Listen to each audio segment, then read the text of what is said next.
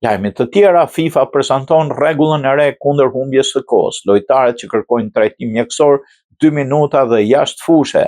FIFA ka njoftuar një rregull të ri që synon të luftojë humbjen e qëllimshme të kohës dhe të rrisë minutazhin real të lojës.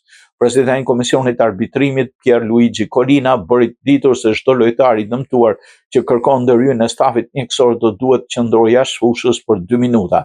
Collina sqaroi se rregulli do zbatohet në gjitha rastet përveç kur lojtari i ekipit kundërshtar merr karton të verdh ose përjashtohet nga loja. Për portierët rregulli nuk do aplikohet duke marrë parasysh rolin e tyre specifik në ndikimin që do kishte mungesa e tyre.